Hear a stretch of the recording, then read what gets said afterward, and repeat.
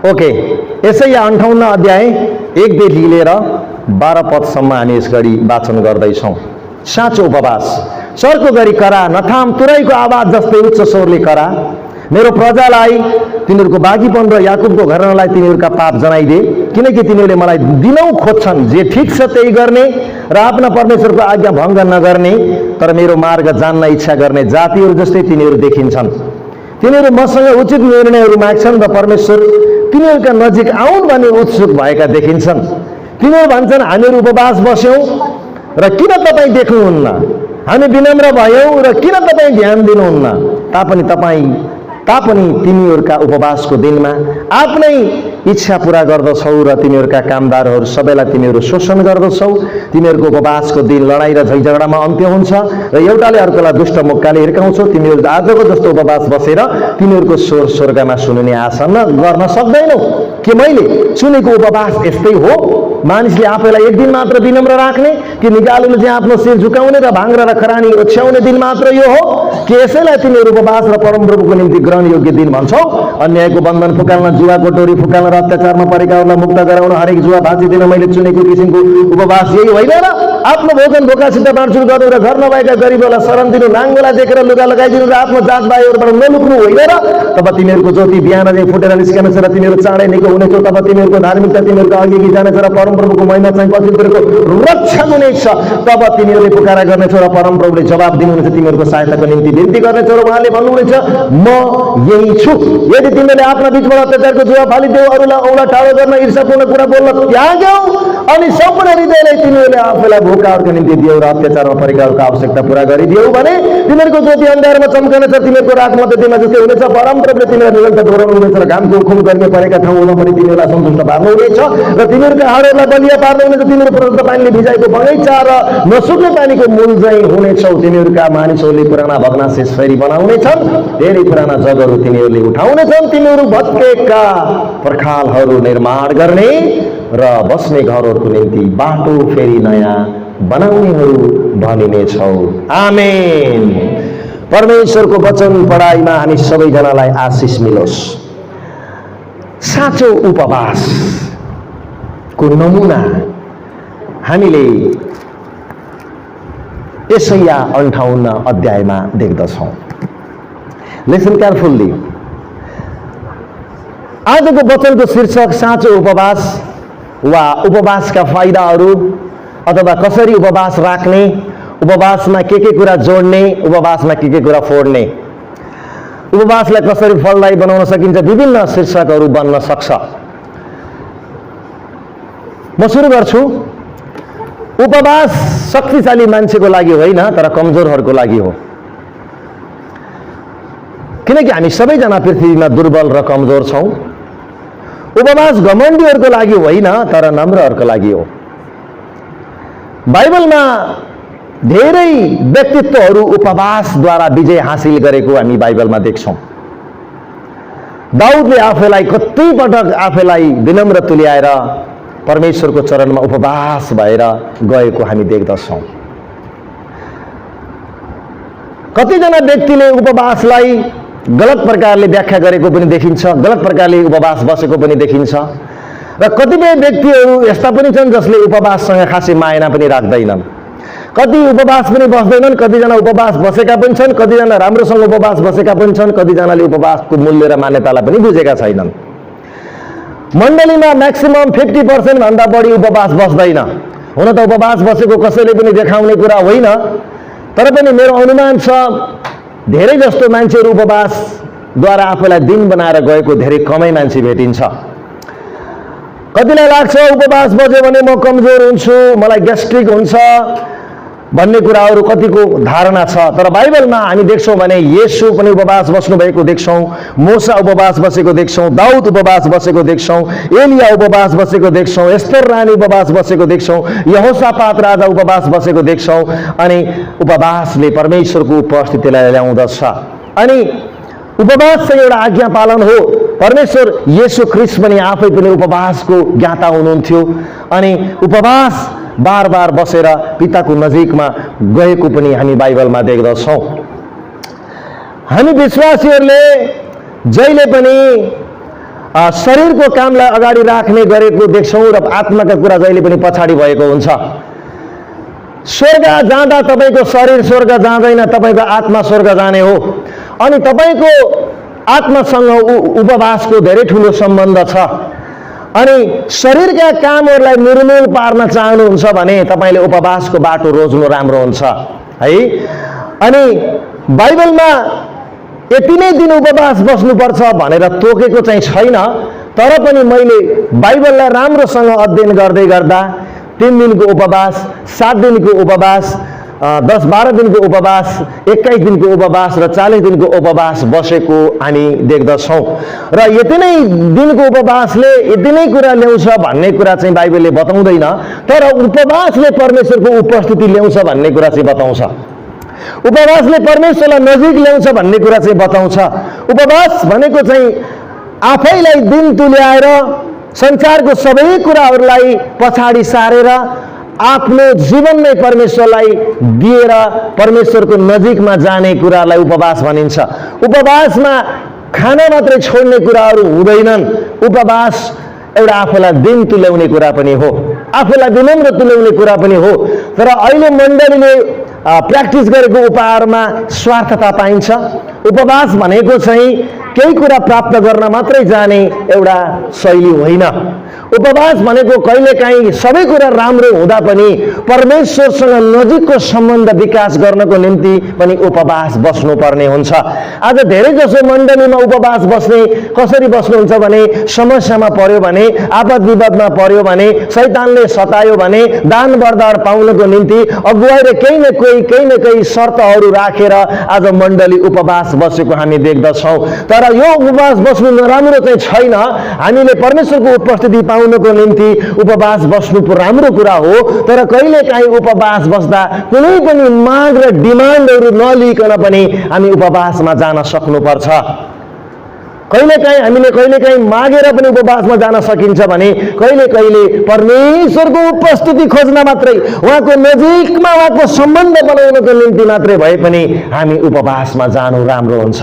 त्यसले गर्दा आज मण्डलीले प्र्याक्टिस गरेको उपवास हो, केही कुरा प्राप्त गर्न मात्रै उपवासमा आफैलाई विनम्र तुल्याएको हामी देख्दछौँ। तर धेरै कम मान्छे यस्तो हुन्छ जसले सबै कुरा हुँदा पनि, सबै कुरा राम्रो हुँदा पनि, उसले सबै कुरा ठिक चलिरहँदा पनि उसले आफ्नो सम्बन्ध परमेश्वरसँग विकास गर्नको निम्ति उसले आफूलाई विनम्र तुल्याएर उपवासमा गएको पनि धेरै कम मान्छेहरू छन्।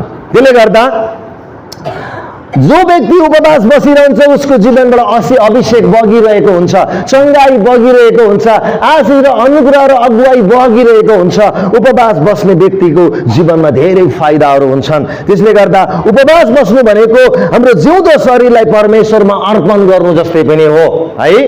मानिसलाई एउटा तथ्यले, एउटा अध्ययनले बताएको छ, मान्छेको जीवनलाई 3टा कुराले नियन्त्रणमा राखेको हुन्छ अरे। मान्छे यो 3टा कुराको सर्कलभित्र घुमिरहेको हुन्छ अरे। 1 खाना, 2 सेक्स, तेस्रो स्ट्याटस। यो 3टा कुराहरूमा मान्छे सर्कल घुमिरहेको हुन्छ अरे। यो 3टा कुराले मान्छेलाई कतिवटा परमेश्वरको उपस्थितिमा जानको निम्ति बाधा बनाइरहेको हुन्छ अरे। त्यसले गर्दा यी सबैबाट मुक्ति पाउने उपाय भनेको तपाईँको उपवास नै हो।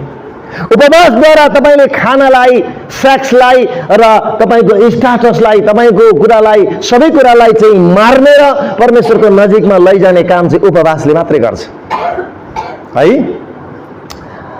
त्यसमाथि विजय पाउनको निम्ति हामीले उपवासबाट नै सम्भव छ। अनि उहाँको उपस्थितिको महसुस गर्नु भएको छैन भने तपाईँ उपवास बसेर उहाँको उपस्थितिको महसुस गर्न सक्नुहुन्छ। एकजना परमेश्वरका जनले भन्नुभएको छ, जब हामी उपवास बस्छौँ तब आत्माको कुरा हामी भित्र छिर्छ अरे। सुन्नुहोस् है, नलिदाउनुहोस् है। जब हामी उपवास बस्छौँ, जब आत्माको कुरा हामी भित्र छिर्छ अरे। तर जब आत्माभित्र छिर्छ र अनि शरीरमा प्रकट भएर बाहिर आउँछ अरे। जब हामी खाना खान्छौँ तब सासद्वारा छिर्छ, भित्र छिरेर कुनै भित्र ठाउँ नै हुँदैन अनि त्यसैले बाहिर पनि निस्कन सक्दैन अरे। उपवास बस्दा हाम्रो सम्पूर्ण शरीर खाली हुन्छ, पेट खाली हुन्छ, हृदय खाली हुन्छ। त्यति बेला आत्माको कुरालाई चुम्बकले ताने जस्तो परमेश्वरका गहिरा कुरा, अद्भुत कुरा, अगुवाईका कुरा, दर्शनका कुराहरू, यी सबै कुराहरू तपाईँ उपवास बसिरहँदा सबैभन्दा बढी प्रकट हुन्छ। तानिन्छ, खिचिन्छ, तपाईँतर्फ आउँछ, तपाईँभित्र भरिन्छ, किनकि तपाईँ सबै खाली हुन्छ। जब तपाईँ टन्न खानुहुन्छ, संसारका थोकतर्फ गरेर प्रार्थनामा जानुहुन्छ भने जति मात्रामा उपवासमा तपाईँले पाउनुपर्ने हो त्यति तपाईँले पाउनुहुन्न। तपाईँ उपवास बसेर तपाईँले परमेश्वरको उपस्थिति जब थाहा पाउन थाल्नुभयो भने नि मैले उपवास नबस भने पनि तपाईँ उपवास बस्नुहुन्छ। भन्नुहोस् त आमेन भनेर। आज 75% विश्वासी उपवास बसेको छैन। किन थाहा छ? उपवासको भ्यालु थाहा नपाएर। उपवासको भ्यालु जब तपाईँले थाहा पाउनुहुन्छ नि मेरा प्रिय, तपाईँ लुकी चर्चमा आएर उपवास बस्न सुरु गर्नुहुन्छ। तपाईँ पल्किनुहुन्छ, तपाईँ र मेरो जीवन रुखो किन छ? हामीले परमेश्वरको ज्ञान, बुद्धि, शक्ति, सामर्थ्य, प्रकाश हामी केही नपाएको कारणले गर्दा हाम्रो जीवन कमजोर भएको। जब उपवासमा गएर तपाईँले आफूलाई दिन तुल्याएर जानुहुन्छ नि स्वर्गको कुरा खोल्न सुरु गर्छ, आत्माको संसार खोल्न सुरु गर्छ, संसारको बाटो बन्द हुन्छ, स्वर्ग र आत्माको ढोका खोल्न सुरु गर्छ। त्यो चाहिँ उपवासमा मात्रै सम्भव छ। तपाईँ प्रार्थना गर्नुहुन्छ, प्रार्थनामा उपवास थप्नु भयो भने तपाईँले नचिताएको, तपाईँले कल्पना नगरेको कुरा तपाईँले उपवासमा पाउनुहुन्छ। हाम्रा परमेश्वर यस्ता परमेश्वर हुनुहुन्छ, वा जवाब दिने परमेश्वर हुनुहुन्छ। उपवास बस्दा सबैभन्दा बढी परमेश्वरले हाम्रो कुरा सुन्नुहुन्छ।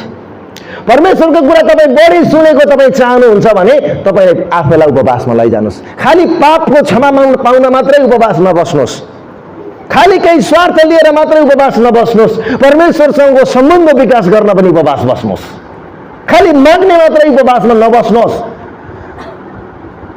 माग्ने प्रार्थना नराम्रो प्रार्थना भनेको होइन मैले, तर कहिले कहिले सम्बन्ध विकास गर्न पनि उपवासमा जानुहोस्।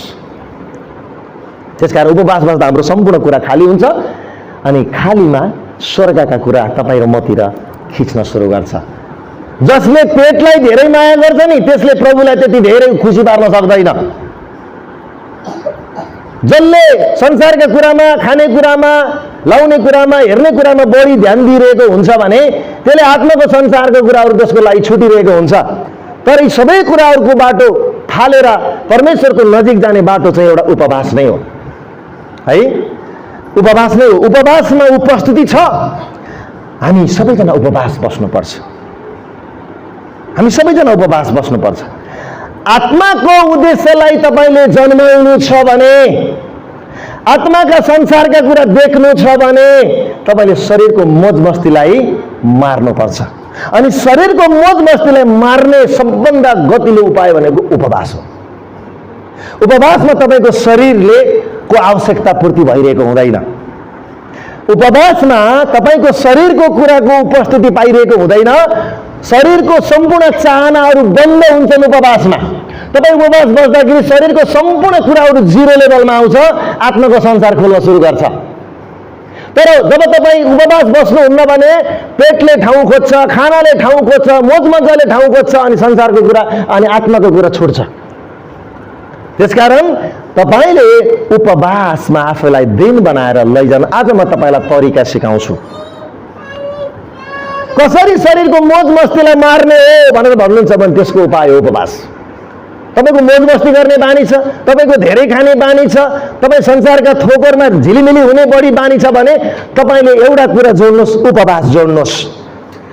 उपवासले संसारको सबै कुरालाई जिरो लेभलमा ल्याइदिन्छ, बन्द गरिदिन्छ, आत्माको संसारको ढोका खोल्न सुरु गर्छ। गरी हेर्नुहोस्, अहिले मेडिकल साइन्सले यो कुरा पछि आएर पत्ता लगायो कि मान्छे हप्तामा एकपटक खाली पेट, भोको पेट उपवास बस्नु पर्ने रहेछ भनेर मेडिकलले पछि थाहा पायो। मेडिकलले पछि थाहा पायो। तर मेडिकल साइन्सको जन्म हुनभन्दा अगाडि नै परमेश्वरका जनहरू आफैलाई उपवास बनाएर परमेश्वरको चरणमा गएको घटना बाइबलमा पर्याप्त छ। अहिले मेडिकल साइन्सले भन्छ उपवास बस्नुभयो भने, अहिले त संसारमा व्रत भनिन्छ, हामी व्रत बस्दैनौँ, व्रत छुट्टै कुरा हो। व्रत बस्ने अनि भयभरको फलफुल ले भन्ने, भात पनि ले भन्ने, चिया पनि ले भन्ने, अनि अरूलाई काम हराउने, म त व्रत बसेको भन्ने, यत्र यत्र नाक बनाउने, त्यस्तो प्रकारकोलाई चाहिँ हामी उपवास भन्दैनौँ है।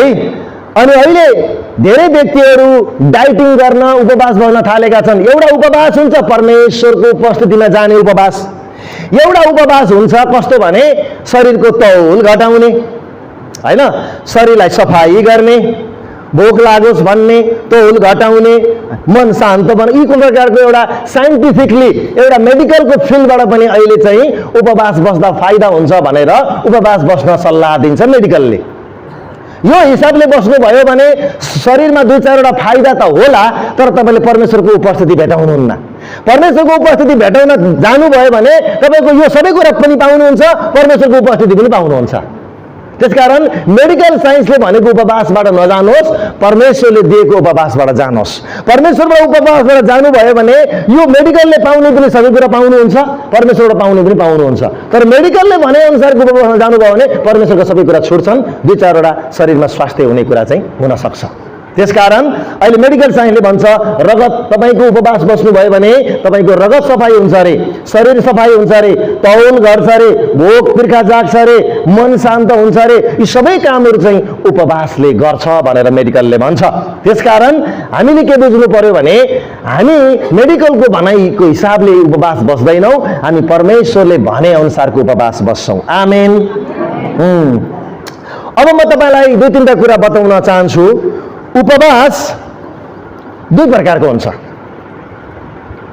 बाइबलले उपवास 2 प्रकारको हुन्छ, जसलाई इङ्ग्लिसमा कर्पोरेट फास्टिङ र इन्डिभिजुअल फास्टिङ भन्छ। यसलाई नेपालमा भन्नुपर्दा एउटा समूहमा बस्ने उपवास, एउटा व्यक्तिगत रूपमा बस्ने उपवास। फेरि दोहोऱ्याइदिन्छु है, corporate fasting, individual fasting. Corporate fasting भनेको चाहिँ समूहमा मण्डली, पास्टर, विश्वासी मिलेर समूहमा बस्ने उपवास, एउटा व्यक्तिगत आफ्नो जीवनमा मात्रै गरिने उपवास। 2 प्रकारको उपवास हुन्छ। अनि उपवास 2 तरिकाले बस्न सकिन्छ। सुन्नुहोस् है, 2 तरिकाले उपवास बस्न सकिन्छ। एउटा पार्सल फास्टिङ, एउटा सुपरनेचुरल फास्टिङ। अङ्ग्रेजीमा मात्र, नेपालीमा नि भन्छु। पार्सल फास्टिङ भनेको चाहिँ भेजिटेबल खाना, फ्रुटहरू, पानीहरू खाएर बस्न सकिने उपवास है। एउटा सुपर नेचुरल फास्टिङ, त्यसमा पानी पनि एलाउड हुँदैन। फलफुलको कुरा छोडिदिनुहोस्। फेरि दोहोऱ्याइदिन्छु, partial fasting, supernatural fasting. Partial fasting भनेको तपाईँले त्यसमा पानी लिन सक्नुहुन्छ, फ्रुटहरू लिन सक्नुहुन्छ, भेजिटेबलहरू लिन सक्नुहुन्छ, 1 दिनको उपवास भनेर जुसहरू लिन सक्नुहुन्छ। यसलाई चाहिँ पार्सल फास्टिङ भन्छ। अर्को सुपर नेचुरल फास्टिङ, जसमा केही पनि खान पाइँदैन, पिउन पनि पाइँदैन, कहीँ जान पनि पाइँदैन, यो चाहिँ सुपर नेचुरल फास्टिङ। यो चाहिँ सुपर नेचुरल फास्टिङ बस्ने सल्लाह म तपाईँलाई दिन्न, र म आफै पनि सुपर नेचुरल फास्टिङ बसेको छैन। कुनै दिन परमेश्वरले भोइस दिनुभयो भने बसौँला। सुपर नेचुरल फास्टिङ बसेको मैले 3 जना मात्रै व्यक्ति भेटेको छु बाइबलमा, अरू पनि हुनुहुन्छ होला, दानियल पनि हुनुहुन्छ होला।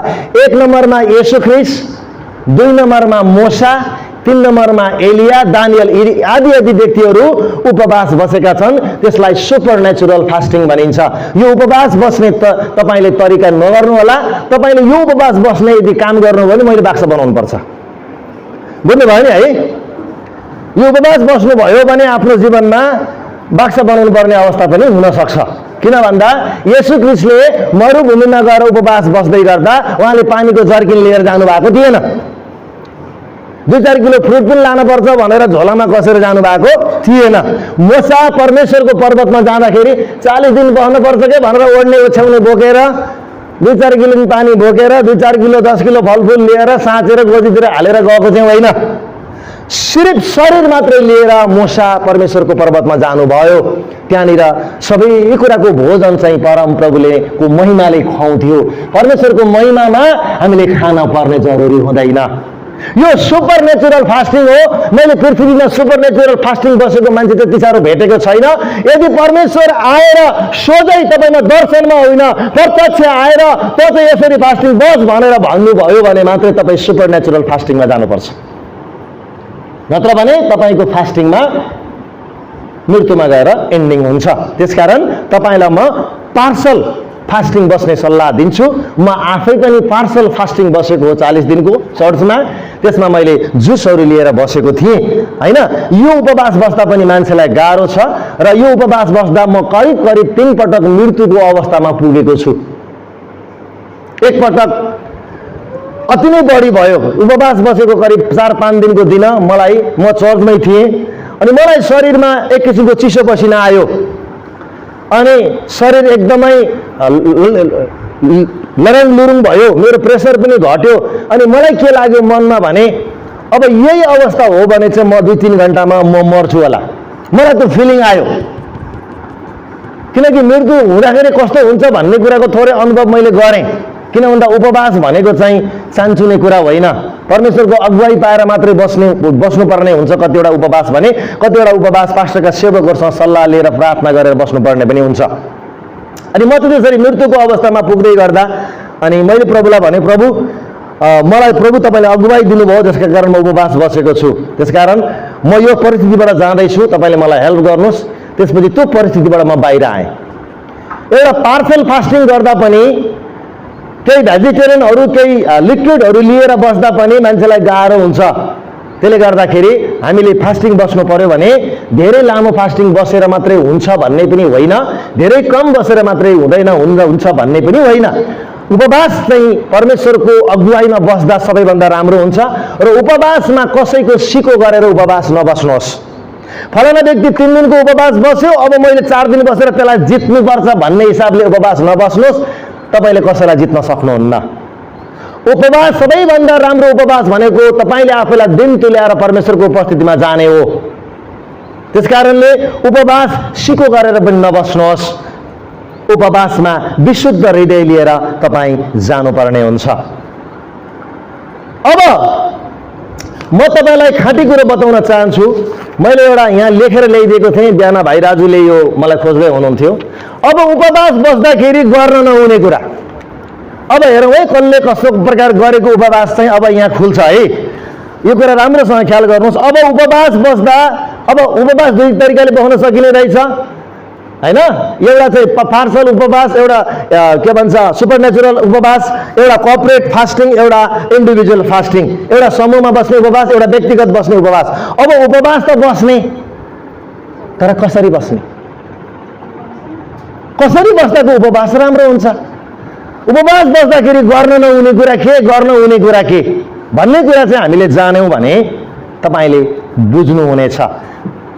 अब म तपाईलाई गर्न नहुने कुरा, उपवासमा गर्न नहुने कुराहरू बाइबलबाट प्रुफ गर्छु है त। यसैया 58 अध्यायमा हामी 3 पदमा हेरौँ त एकपटक। अब सुन्नुहोस् है, अब हामी यहीँनिर चुक्छौँ, यहीँनिर हामीलाई यो उपवासले चुनौती दिन्छ। अब गर्न नहुने कुरा उपवासमा है 3 पदमा छ। छिटो लान्छु है मैले, किन थुप्रै बुँदा छ। तपाईलाई यो चाहिन्छ भने तपाईले राख्न सक्नुहुन्छ, म तपाईलाई दिन्छु। यो तपाईले अहिले सारेर लैजानु भए पनि हुन्छ है। यसैया 58 अध्यायको 3 वचनमा के लेखिएको छ भने, तिनीहरू भन्छन् हामीहरू उपवास बस्यौँ र किन तपाईँ देख्नुहुन्न, हामीहरू विनम्र भयो र तपाईँ ध्यान किन दिनुहुन्न, तापनि तिमीहरूको उपवासको दिनमा तिमीहरू आफ्नै इच्छा पुरा गर्दछौ। ल, आफ्नो इच्छा पुरा गर्छौ अरे।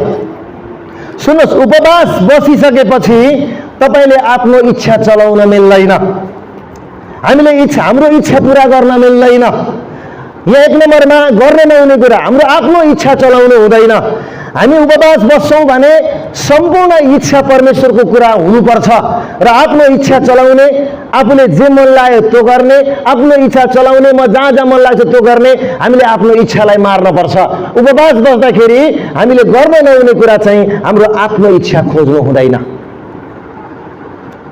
दोस्रो, बाइबलले भन्छ दोस्रो शोषण गर्छौ अरे।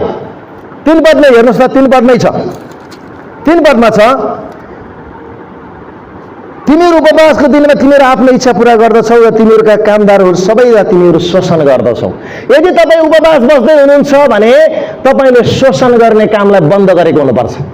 शोषण भनेको धेरै प्रकारका शोषण हुन्छन् हैन। शोषण भनेको चाहिँ कसैलाई दमन गर्नु, कसैलाई चाहिँ अन्डरमा राख्न खोज्नु, कसैलाई चाहिँ गलत प्रकारको आशा राखेर उबाट केही कुरा लिन खोज्नु, केही कुरा गराउन खोज्नु, हैन, यो प्रकारको इच्छा राखेर त्यो प्रकारको स्वभाव हामीमा छ र हामी उपवासमा जान्छौँ भने यो उपवासले कुनै वास्ता राख्दैन। हामीले शोषण गर्नु हुँदैन। शोषण भनेको चाहिँ शब्दको शोषण हुन्छ, व्यवहारको शोषण हुन्छ, चरित्रको शोषण हुन्छ। उपवास बस्नु भएको छ, तपाईँले कसैलाई हप्की दप्की गरिरहनु भएको छ, कसैलाई थर्काइरहनु भएको छ, कसैलाई तपाईँले शोषण गरेर डाउन गर्दै हुनुहुन्छ भने यो उपवास स्वर्गले सुन्दैन, स्वर्गले सुन्दैन। चौथो नम्बर, तेस्रो नम्बर 3 मा हेरौँ त, तिमीहरू लडाईँ गर्छौ अरे। उपवासको दिन लडाईँ गर्नु उपवास पुरा हुँदैन भन्नुहुन्छ परमप्रभु। 58 को 3 मा हेर्नुभयो भने तिमीहरू के भनेको छ, 4 पदमा तिमीहरूको उपवासको दिन लडाईँ अरे, लडाईँ र झैझगडामा अन्त्य हुन्छ। अब सुन्नुहोस्, 3 नम्बरमा लडाईँ गर्छौँ, 4 मा झगडा गर्छौँ। यी दुईटा कुरा तपाईँको जीवनमा उपवास बस्दै गर्दा तपाईँको जीवनमा परिवारमा झगडा छ, तपाईँको सासू ससुरा नन्द भाउजू छोरा छोरी छिमेकी विश्वासीसँग तपाईँको झगडा चलिरहेको छ, तपाईँको के भन्छ लडाईँ चलिरहेको छ भने स्वर्गले यो उपवासको रिजल्ट दिँदैन, स्वर्गले यसको उत्तर दिँदैन। तपाईले उपवासमा जानुहुन्छ भने तपाईँको झगडा मिलाएको हुनुपर्छ, तपाईँले लडाईँ गरेको हुनु भएन, तपाईँले झगडा गरेको हुनु भएन। कोही व्यक्तिसँग तपाईँको झगडा चलेको छ भने तपाईँले त्यो व्यक्तिसँग झगडाको कारोबार मिलाउनु पर्छ, लडाईँका कुरालाई अन्त्य गर्नुपर्छ, अनि मात्र स्वर्गले तपाईँको उपवासलाई हेर्छ। यदि तपाईँ झगडा लिएर लडाईँ लिएर तपाईँ उपवासमा जानुभएको छ भने स्वर्गले तपाईँको उत्तर दिँदैन। 5 नम्बरमा एक अर्कामा दुष्ट मुक्का हान्छौ अरे। 4 पदमा हेर्नुहोस् त, 4 पदमा तिमीहरू उपवासको दिन लडेर झगडामा अन्त्य हुन्छ र एउटाले अर्कालाई दुष्ट मुक्काले हिर्काउँछौ अरे। यो कस्तो हो, यो मुक्का पनि धेरै प्रकारको हुँदो रहेछ के, हैन? कसैलाई गएर भुवाक्क हिर्काएर दाँत मात्रै फुटालिदिनु मात्रै मुक्का हुँदो रहेछ, दुष्ट मुक्का पनि हुँदो रहेछ। यो दुष्ट मुक्का भनेको चाहिँ हातले हिर्काउने मुक्का होइन, यो चाहिँ मनले हृदयले बोलीले हिर्काउने मुक्का हो, दुष्ट मुक्का। बाइबलमा मात्र पाइन्छ दुष्ट मुक्का भनेको। यो मुक्काले चाहिँ हिर्काउने, हातले हिर्काउने मुक्कालाई दुष्ट मुक्का भनिँदैन। तपाईँ घरमा बसेर पलङमा बसेर तपाईँले यदि कसैलाई उपवासको समयमा तपाईँले यदि कसैलाई दुष्ट मुक्काले हान्नु भएको छ, दुष्टताको व्यवहार गरिरहनु भएको छ, अरूलाई आरोप लगाइरहनु भएको छ, अरूको हृदय दुखाइरहनु भएको छ, अरूलाई दुष्ट मुक्काले हाने गर्नु भएको छ भने त्यति बेला तपाईँ उपवास बस्नु भएको छ भने स्वर्गले तपाईँको उपवासको रिजल्ट दिँदैन, दिँदैन, दिँदैन। 6 नम्बर, एक दिन मात्र विनम्र हुनेछौ अरे। यहाँ के भन्छ 5 पदले हेरौँ त, के भन्यो 5 पदले? 5 पदमा के लेखेको छ भने, के मैले चुनेको उपवास यस्तै हो, मानिसले आफैलाई एक दिन मात्र विनम्र राख्ने? 365 दिनमा एक दिन मात्रै विनम्र हुने मान्छे, 364 दिन घमण्डी हुने मान्छेले गरेको उपवास स्वर्गले सुन्दैन। स्वर्गले उपवास सुनेको चाहनुहुन्छ भने तपाईँ परमेश्वरप्रति, तपाईँ विश्वासीप्रति विनम्र हुनुपर्छ। आमेन भन्नुहोस्, विनम्र हुनुपर्छ। बाइबलले भन्छ एक दिन विनम्र, अरू 365 दिन विनम्र हुने, के भन्छ एक दिन उपवासको दिन विनम्र हुने, 3 दिन बस्यो भने 3 दिन विनम्र हुने, चौथो दिन त फेरि तपाईँ घमण्डी भएर आउनुहुन्छ भने तपाईँको उपवास स्वर्गले सुन्दैन। 7 नम्बर, निगालेले चाहिँ शिर झुकाउँछौ अरे। यहाँ त्यही कुरा लेखेको छ, निगालेले जस्तो शिर झुकाउने, थोरै समय मात्र विनम्र हुने, थोरै समय मात्र झुकेको जस्तो स्वभाव गर्ने व्यक्तिको उपवास पनि स्वर्गले सुन्दैन। ऊ 365 दिन विनम्र हुनुपर्छ। ऊ निगालेले चाहिँ जति बेला पनि त्यो व्यक्तिको शिर झुकेको हुनुपर्छ। ऊ जति बेला पनि अरू विश्वासीप्रति उत्तरदायी हुन्छ, प्रेमिलो हुन्छ। ऊ अरूको अगाडि झुक्नमा, विनम्र हुनमा, शिर निहुराउमा, जयमसी गर्नमा, क्षमा दिनमा, प्रेम गर्नमा ऊ जहिले पनि झुकिरहेको हुन्छ। त्यस्तो व्यक्ति स्वर्गले खोज्छ। उपवासको बेलामा मात्रै आफैलाई विनम्र तुल्याउने, उपवासको बेलामा मात्रै झुक्ने, अरू बेला साँड भएर आउने व्यक्तिको उपवास पनि स्वर्गले सुन्दैन, सुन्दैन। अनि 8 मा, भाङ्रा र खरानी ओछ्याउँछौ अरे। भाङ्रा र खरानी ओछ्याउँछौ 5 पदमा छ। यो कस्तो हो, भाङ्रा र खरानी ओछ्याउने भन्ने अर्थ के हो भने उपवास बसेको ढोङ गर्ने, चडक बडक बढी गर्ने, घरेलु सङ्गतिमा नि चाहिँ म उपवास बसेको छु भनेर भन्ने, अनि शनिबारको सङ्गतिमा नि उपवास बसेको भन्ने, छेउमा बसेको व्यक्तिलाई नि भन्ने, घरकालाई पनि भन्ने, छिमेकीलाई पनि भन्ने, पास्टरलाई पनि भन्ने, विश्वासीहरूलाई पनि भन्ने, सबैलाई भङ भङ भङ भन्दै हिँड्ने हो भने त्यो किसिमको उपवास स्वर्गले सुन्दैन। किनकि त्यो उपवासले के बनाउँछ भने भाङ्रा, इजरायल देशमा यहुदीहरू उपवास बस्नु पर्यो भने भाङ्रालाई एउटा विशेष प्रकारको कपडा लगाउँछन् र भरपट्टि अगाडिपट्टि खरानी धस्छन्। अनि कुनै पनि यहुदीले भाङ्रा लगाएको देखियो र उनको शरीरमा के भन्छ खरानी धस्यो भने चाहिँ बाहिरी मान्छेले यो उपवास बसेको रहेछ भन्ने चाल पाउँछ, इजरायलमा देखिन्छ। त्यस्तै यसले के भन्न खोजिरहेको छ भने हामीले उपवास बसेको अरूले चाल नपाओस्, चाल पाउनै परे, पास्टरले अगुवाई खोज्न परे, सोध्न परे मात्रै पास्टरलाई भने हुन्छ, नत्र पास्टरलाई भन्नुपर्छ भन्ने पनि छैन। तपाईँले अगुवाई माग्नको लागि प्रार्थना माग्नुहुन्छ भने पनि केही फरक छैन, तर तपाईँले धेरै भाङ्रा लगाउनु हुँदैन अथवा धेरै देखावटी बनाउनु हुँदैन। बाइबलमा येशूले भन्नुभयो गुप्तमा तिम्रो प्रार्थना उपवास होस् भन्छ मत्तीको पुस्तकले। येशू आफैले पनि गुप्तमा प्रार्थनामा उपवासमा जाऊ भन्छ। मण्डली सबैभन्दा राम्रो बेटर ठाउँ हो। यदि मण्डलीमा तपाईँलाई अलिकति अनकम्फर्टेबल लाग्छ भने तपाईँको घरको कोठा पनि बेटर हुन्छ। तपाईँको उपवास सकभर कसैले पनि थाहा नपाओस् त्यो राम्रो हुन्छ है। यो गर्न नहुने कुरा भयो।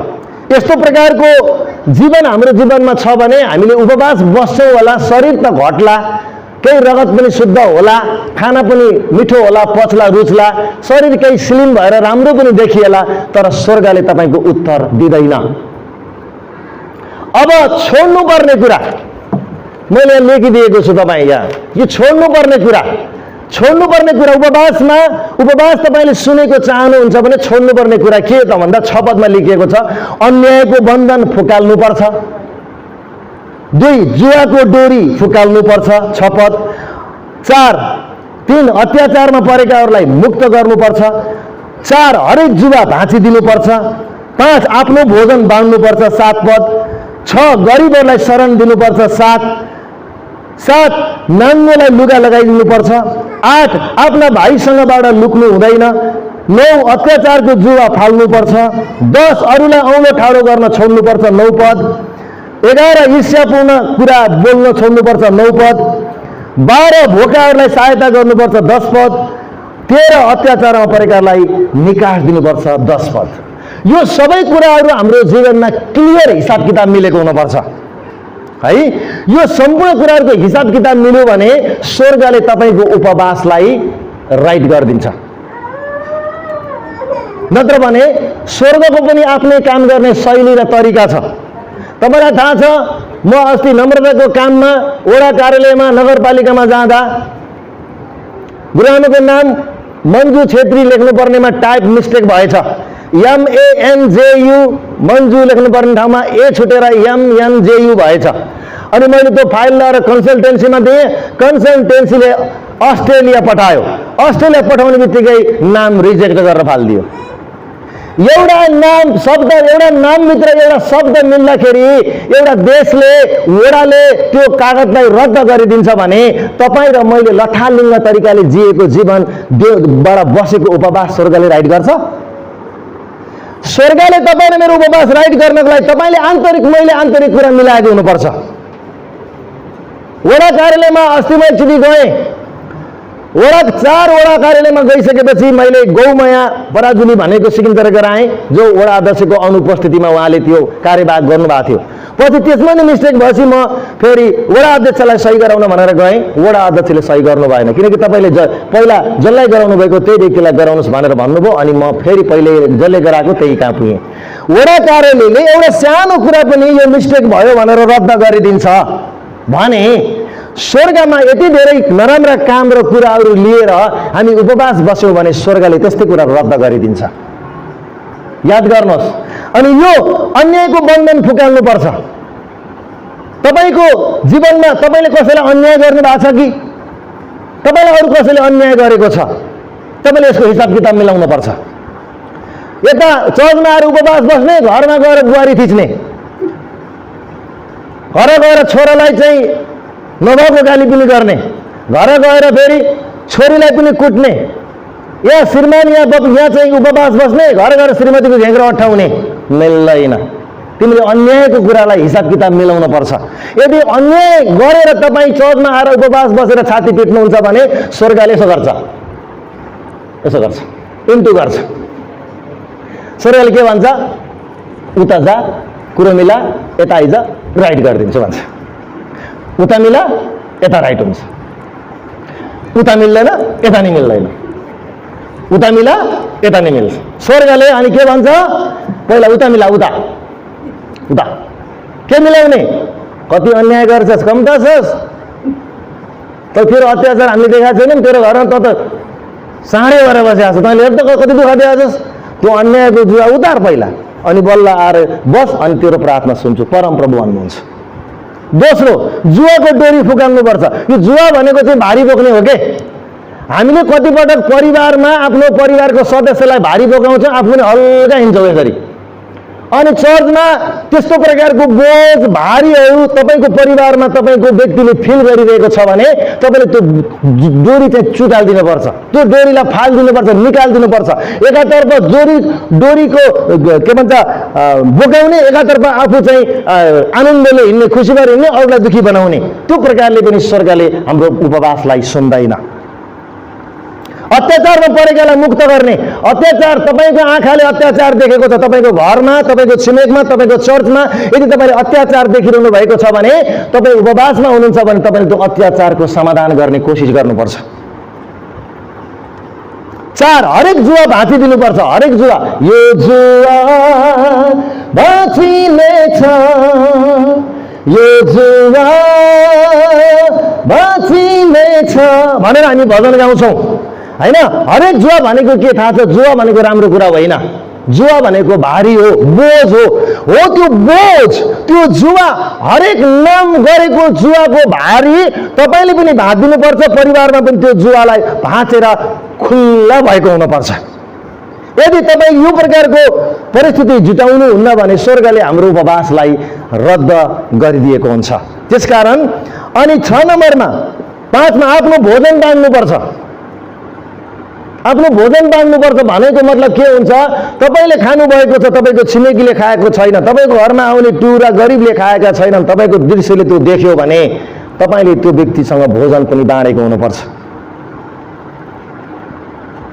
अनि 6 नम्बरमा गरिबहरूलाई शरण दिनु। तपाईँको घरमा कोही व्यक्ति गरिब आयो, कपडाले भन्यो, पैसाले भन्यो, खानाले भन्यो, तर तपाईँको घरमा टन्न खाना छ, तर तपाईँले टाढेबाट दूर गर्नुहुन्छ, गरिबहरूलाई हेप्नुहुन्छ भने तपाईँको उपवास परमेश्वरले सुन्नुहुन्न। नाङ्गोलाई लुगा लगाइदिनुपर्छ। 7 पदमा, यो पद 7 पदमा छ, 58 को 7 मा नाङ्गोलाई लुगा लगाइदिनुपर्छ। यो कुराको एक दुईवटा कुरा भन्छु, मैले बिहान पनि बताएँ। तपाईँसँग टन्न कपडा छ, कोही व्यक्ति नाङ्गो देख्नुभयो, भोको देख्नुभयो, अनि तपाईँको हृदय टिठाउनुपर्छ। तपाईँसँग भएको कुरा अरूलाई पनि बाँडचुँड गर्नुपर्छ। कति साडी च्यातिएर भित्रपट्टि भुल्ला च्यातिएर कपडा च्यातिएर कस्तो हुन्छ, कसैले लाउन नपाएर कस्तो हुन्छ। मैले त कतिपटक भनेको छु, चर्चमा तपाईँसँग भएको लुगा छ भने तपाईँको कमजोर विश्वासी, तपाईँको प्रिय विश्वासीसँग बाँडचुँड गरेर दिनुहोस्, लिनु दिनुहोस्, गर्नुहोस्। तपाईँसँग भएको कुरा बाँडचुँड गर्नुहोस्।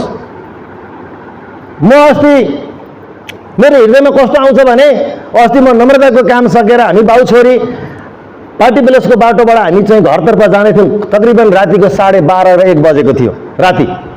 बाउ छोरी जाँदै थियौँ। त्यहाँ एभरेस्ट टेलर भन्ने छ पार्टी प्लेसको वरपट्टि, त्यहाँ एउटा व्यक्ति नाङ्गै बसेको थियो, पुरै नाङ्गै। मैले चिनेको मान्छे, हाम्रो घरको छिमेकी व्यक्ति बाहिरपट्टि बसेको, शरीरमा एउटा पनि कपडा छैन, जाडो मौसम छ। अनि हामी बाउ छोरी त्यही बाटोबाट गयौँ। मान्छेलाई पनि मैले चिने, बोलाएँ। रक्सी खाएको रहेछ, सायद कसैले नाङ्गे बनाएर पिटेर फालेका हुन् कि, अथवा त्यो कपडा चेपिएर हो कि भिजेर हो कि, नाङ्गै बसिरहेको। अनि त्यो बाटोबाट कटेर गइसकेपछि मलाई एकदम नमजा फिलिङ भयो। अनि मैले चाहिँ हामी बाउ छोरी घर पुग्यौँ। घर पुगेपछि भोक लागेको थियो। अनि मैले भोजनलाई पर सारेर कपडा पनि चेन्ज नगरिकन मोटरसाइकल टिपेर म चाहिँ घरमा भएको कपडा, एउटा रेनकोट र एउटा कपडा सर्ट टिपेर म त्यो व्यक्ति कहाँ नगइकन मलाई सुत्नै पाएन मैले। अनि म गइसकेपछि त्यो व्यक्तिलाई कपडा लगाइदिएँ। नाम भन्दैन, मेरै छिमेकी हो। कपडा लगाइदिएँ, सर्ट लगाइदिएँ, मोटरसाइकलमा बस्ने स्थिति थिएन। अब तपाईँ हिँडेर जानुहोस् भनेर मैले त्यो व्यक्तिलाई सर्ट र एउटा नयाँ रेनकोट थियो तलपट्टिको, त्यति बेला नयाँ पनि भन्ने होइन, मैले त्यसको लाज ढाक्नु थियो मलाई। त्यस कारण त्यो लाज ढाकेर मैले उसलाई पठाएँ। 2 दिनपछि त्यो मान्छेलाई बाटोमा भेट्यो, के हो तपाईँ यसो गरेर हिँड्ने भनेको, के भने त्यस्तै भयो, तर तपाईँले मलाई यस्तो गरिदिनु भयो, तपाईँलाई धेरै धन्यवाद भन्यो त्यो मान्छेले है। अब त्यो बाटोबाट जाँदाखेरि मसँग भएको प्रशस्त कपडा त्यो नाङ्गो लाज ढाक्न काम आएन भने तपाईँ मेरो कपडाको के काम? अर्को एउटा घटना बताउँछु। मेरै घरको छेउमा विश्वासीको घर बन्दै थियो, जाडो मौसम थियो, पानी परिरहेको थियो। अनि त्यस पछाडि मैले आज यो पहिलोचोटि कुरा भन्दैछु, मैले प्रसङ्गमा मात्रै भन्छु, अरू बेला भन्दिनँ। अनि म भोको थिएँ, 1 बजेतिर म कतै गएर आएको थिएँ। अनि यसो हेरेको एउटा 65 देखि 70 वर्षको एउटा चौधरी परिवारको यता सेमरीतिर हुनुहुँदैछ। उहाँले चाहिँ घरमा अप्ठ्यारो गाह्रो भएर चाहिँ लेबर काम गरेर उहाँले खानुहुँदैछ। अनि उहाँ यस्तो लगलग काँपेको देखेँ, मलाई पनि जाडो भएको थियो। यत्रो मान्छेले उसलाई यसको लगलग काँपेको थियो। अब मान लो त्यो मान्छे ढल्ने अवस्था, जाडो मौसमको पानीमा भिजेर काम गर्दै थियो। मैले मोटरसाइकल तुरुन्त रोकेर म सिधै पहिला घर गएर नयाँ रेनकोट थियो मैले किनेको, त्यसलाई मैले ज्याकेट भन्दा पनि रेनकोट लगाइदिनु पर्ने भयो। अनि तुरुन्त घर गएर नयाँ रेनकोट निकालेँ, अनि एउटा कम्बल निकालेँ। म तुरुन्तै, दिउँसोको मौसम थियो, उतिखेर गएर खानालाई पनि छोडेर गएर मैले उसलाई तुरुन्त कपडा लगाएँ। रेनकोट लगाउनुहोस् भने रेनकोट लगायो, कम्बल लगाउनुहोस् भने। अनि त्यहाँ काम गरेको ठेकेदारलाई मैले कराएँ, खबरदार अब काम सुरु गर्यो भने यस्तो बुढो मान्छेलाई काम गर्न लाज लाग्दैन, यस्तो प्रकारको काम गर्ने हो, यो जाडो, यो मान्छे मऱ्यो भने के हुन्छ, एउटा कपडा किन्न दिन सक्नुहुन्न तपाईँ भनेर कराइदिएँ। काम उतिखेर रोकिदिएँ मैले। त्यो व्यक्ति एकछिनपछि काममा लगभग 20 मिनटपछि बल्ल त्यो व्यक्ति काम नछोड्यो। र त्यो व्यक्तिले त्यसपछि मैले त्यो कपडा पनि मागिनँ। अनि प्रत्येक दिन आउँदा त्यो व्यक्तिले मैले दिएको रेनकोट लगाएर आउँथ्यो। अनि म धन्यवाद दिन्छु परमेश्वरलाई, मेरो कपडा कोही व्यक्तिको लागि काममा आयो। आमेन। चाहे 2 रुपियाँ परोस्, चाहे 2000 परोस्, मेरो कम्बल उसको लागि काम आयो, मेरो कपडा कसैको लाज ढाक्ने काम आयो। तपाईँ र मलाई एउटा कुरा जानकारी होस्, एउटा कुकुरको बच्चा मर्दा पनि मेरो त्यो बाटोमा रोकिएर जान इच्छा लाग्छ, मलाई तोडेर जान मन लाग्दैन। यस्तो प्रकारको हृदय तपाईँको मेरो हृदयमा हुन्छ भने चाहिँ तपाईँ मेरो उपवास परमेश्वरले डाइरेक्टली सुन्नुहुन्छ। आमेन। तपाईँ मेरो आँखा कसैको नाङ्गोपन ढाक्नको लागि काम आउँदैन। तपाईँ ठुलो भएर हिँड्नुहुन्छ, त्यस्तो स्वर्गले हेरिरहेको हुन्छ। मेरा प्रियहरू, उपवास बस्दा यस्ता सबै कुराहरू मिलाउनु पर्छ। तपाईँको जीवन यस्ता कुराहरू मिल्नुपर्छ। म अस्ति अब्रामको घरबाट फर्किँदै थिएँ, जाडो मौसम थियो, गुरुआमालाई पनि थाहा छ। अनि 2-3 चोटि अप डाउन गर्दा मलाई मेरो नजर चाहिँ देब्रेपट्टिमा एउटा कुकुरतर्फ गयो। जाँदा पनि आउँदा पनि कुकुर देखेँ। किन कुकुर यहाँनिर बसेको छ भने मलाई मेरो मनले छोयो। अनि लास्टचोटि मैले गुरुआमालाई फेरि लिन भनेर जाँदै गर्दा अनि म त्यो कुकुरको नजिकै गएको। अनि त्यो कुकुर चाहिँ त्यहाँ त्यो जाडो मौसममा त्यस्तो बाहिरपट्टि बसिरहेको रहेछ। अनि त्यसैको छेउमा चाहिँ एउटा त्यसको बच्चा मरेको रहेछ। त्यो बच्चा मरेको कारणले गर्दा त्यो आमाले त्यो बच्चालाई कुरेर बसेको रहेछ। म तपाईँलाई आज प्रश्न भनिदिन्छु, म पुलपेटबाट बोलेको छु, म धरधरी रोको, मेरो आँखाबाट यस्तो कुरा आँसु झरिहाल्छ। यस्तो कुरा म कमजोर छु। मलाई त्यो आमाको मलाई कहाँनिर आँसु झऱ्यो भने मलाई चाहिँ आमाको हृदय आफ्नो बच्चाप्रति कति धेरै ठुलो हुन्छ। जाडो खेपेर पनि आफ्नो बच्चा उठ्छ कि भनेर त्यहाँनिर त्यो आमा बसेको थियो के।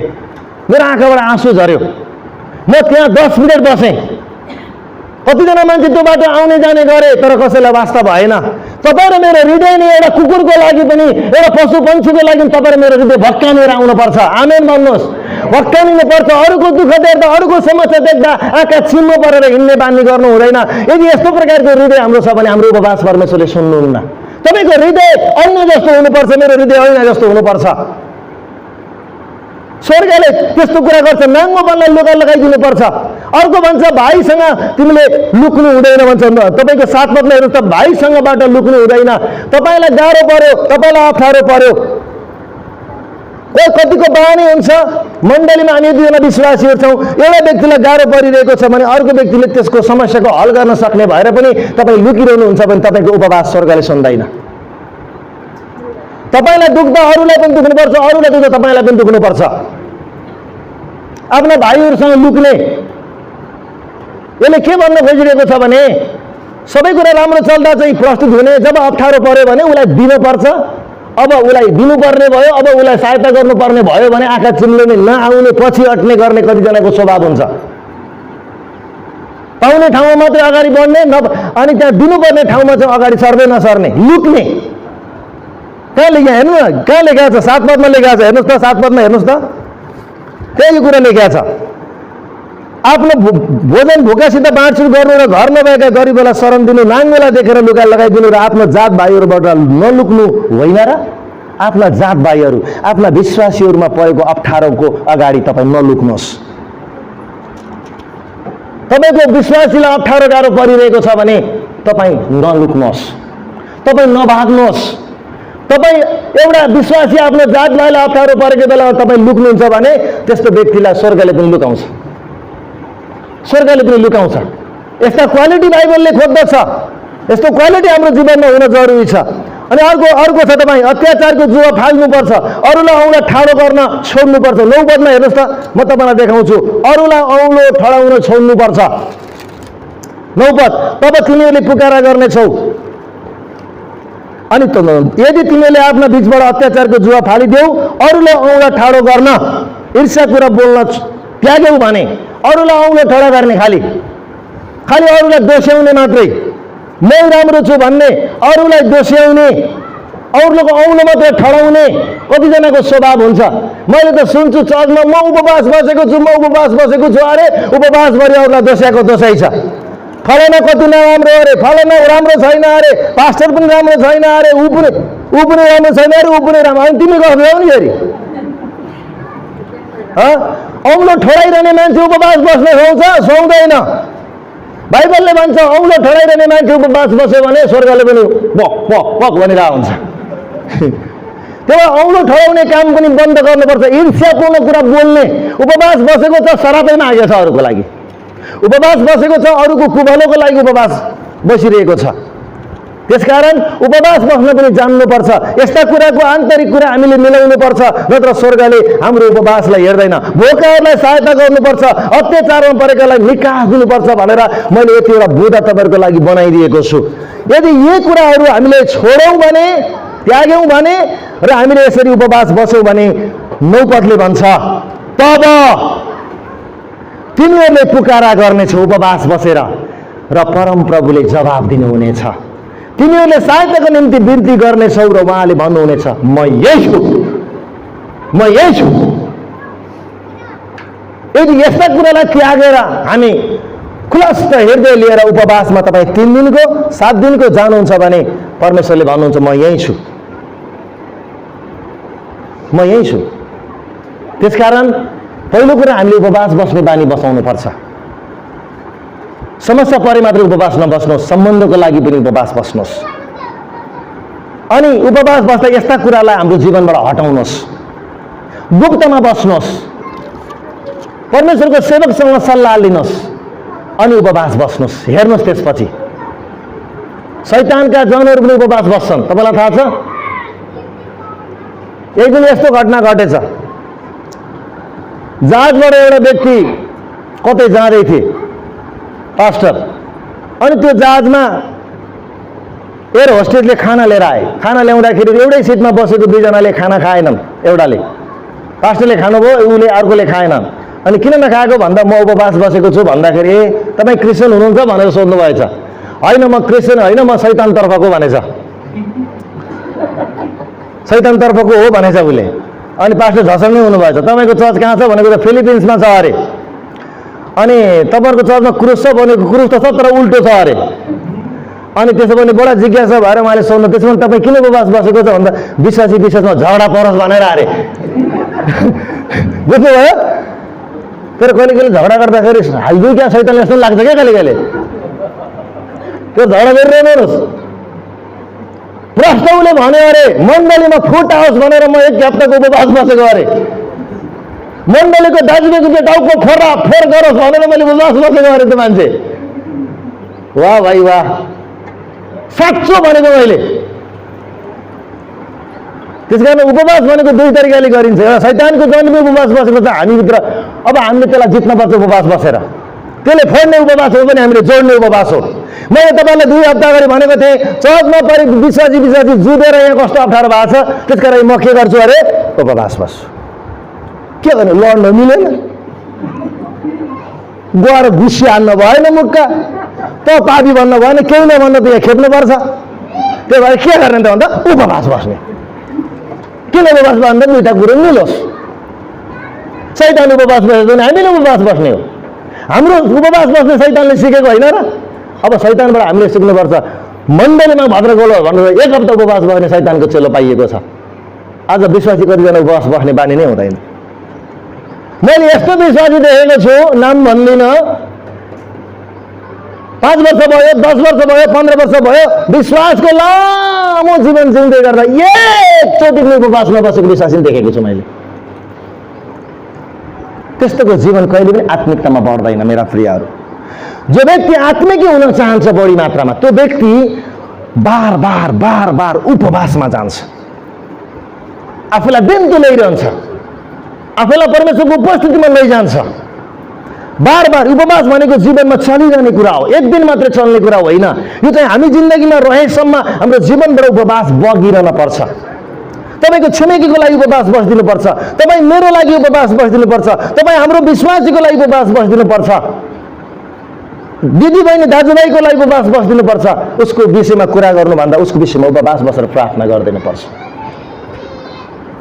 त्यसले गर्दा हाम्रो जीवनमा यस्ता कुराहरूको कमी गिरावटहरू छन् भने हाम्रो उपवास स्वर्गले छुन्दैन। अनि उपवासमा गर्न नहुने कुरा अथवा उपवास यसरी बस्नु हुँदैन।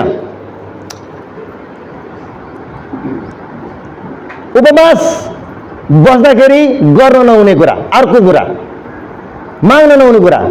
अब मण्डलीमा उपवास बसेको छ, प्रभु मेरो 3 दिनको उपवास छ, फलाना विश्वासीले मलाई सताए, त्यसको खुट्टैमा हात दिनुहोस्।